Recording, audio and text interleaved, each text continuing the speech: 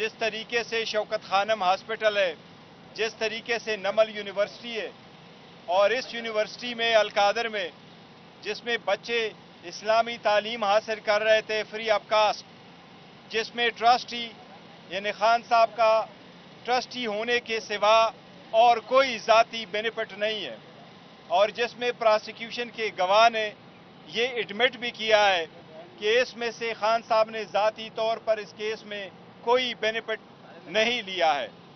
इस किस्म के केस हमारे चल रहे हैं, कई घंटे हमें लगते हैं कोर्ट में इंटर होने से। आज ऑलमोस्ट 1.5 किलोमीटर हमें पैदल जाना पड़ा, हमारी गाड़ियों की भी इजाज़त नहीं दी गई, और इसके बाद हाई कोर्ट भी जा रहे हैं, हाई कोर्टों में भी ये केसेस पेंडिंग है।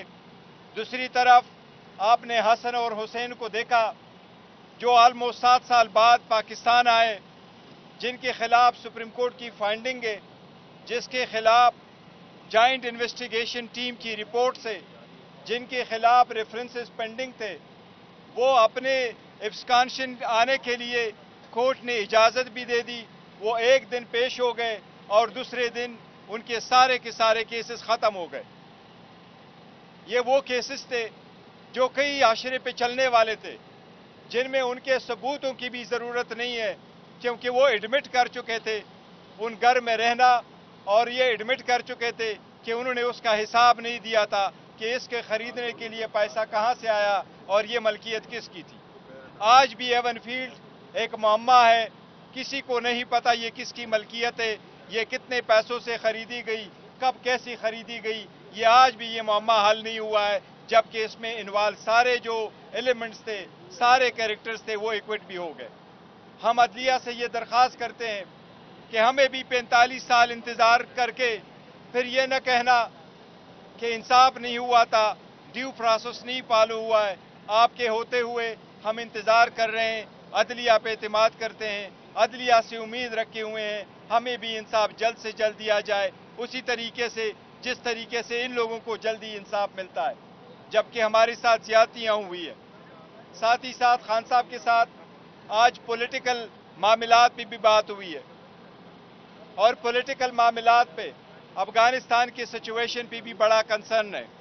अफगानिस्तान के साथ ऐसे मामलात कभी पीटीआई के दौर में नहीं हुए, इसलिए हम समझते हैं कि यह हुकूमत की नाकिस फॉरेन पॉलिसी की वजह से, नाकिस पॉलिसी की वजह से ये सारे खदशात ऐसे आते हैं। हम उम्मीद करते हैं कि इंशाअल्लाह पाकिस्तान के दिफा में कोई कसर नहीं रखी जाएगी, और हमारे फोर्सेस हमतन पाकिस्तान के दिफा में मजबूत है, और इंशाअल्लाह ताला दिफा में कोशिश करते रहेंगे।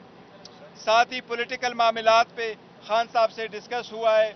आज यूनानिमसली खान साहब ने डायरेक्शन दी है और खान साहब ने अप्रूव किया है। इंशाअल्लाह ताला नेशनल असम्बली के पब्लिक अकाउंट्स कमेटी के लिए हमारे चेयरमैन की तरफ मरवत साहब इंशाअल्लाह हमारे उम्मीदवार होंगे। हम बाज़ाबिता तौर पर स्पीकर को कल लेटर लिखेंगे इंशाअल्लाह ताला कि ये नामिनेशन पाकिस्तान तहरीक इंसाफ के बे कैंडिडेट सुन्नी इत्तेहाद काउंसिल की राइट है, वही मेजर अपोजिशन पार्टी है, और हम कल मुतालबा करेंगे कि यह पोजीशन जो है वो हमें दी जाए। गौर साहब, इस वक्त जो सबसे बड़ा कन्फ्यूजन क्रिएट हुआ है वो आपकी जो पीटीआई की वकला की आदत है और सियासी की आदत है।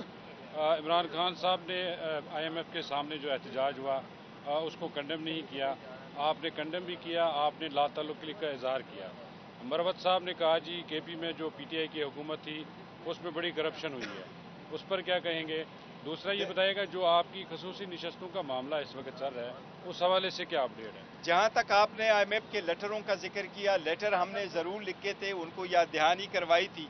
जहाँ तक अमेरिका में प्रोटेस्ट की इजाज़त है, वो ओवरसीज़ पाकिस्तानी अपने मुल्क के मुताबिक अपना पॉलिटिक्स करते हैं। हमने यहाँ से कोई ऑर्गेनाइज़ करके नहीं भेजा है कि आप ऑर्गेनाइज़ करें प्रोटेस्ट। वो अगर अपने तरफ से करते हैं तो हम उनको रोक नहीं सकते। वो पाकिस्तानीज़ है और वो ओवरसीज़ पाकिस्तानीज़ है, वो अमेरिकन पाकिस्तानीज़ है, तो उनके अपने मुल्क के मुताबिक जो पॉलिटिक्स वो करते हैं वो ये उनका राइट है।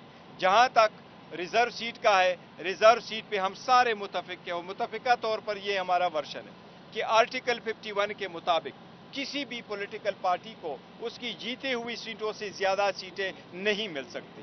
یہ پروپورشنیٹ کے قانون کے خلاف ہے کہ اگر آپ وہ سیٹیں لے کے ہم سے لے کر کے ان پارٹیز کو دے کے کے پی کے کی مثال لے لیں، کے پی کے میں 17 سیٹیں جیت چکی تھیں 3 پولیٹیکل پارٹیز، آپ نے ان کو 27 اور سیٹیں دے دی ان پارٹی کو جو 17 سیٹیں اجتماعی طور پر جیت چکی ہیں۔ اس لیے یہ تو لاجک بھی نہیں مانتا، یہ قانون اور آئین کی بھی خلاف ورزی ہے۔ ہم سمجھتے ہیں انشاءاللہ تعالی عدلیہ اس پہ فیصلہ دے گی، سپریم کورٹ اس کا حل نکالے گی، یہ ہمارا رائٹ ہے اور ہمیں ملنا چاہیے۔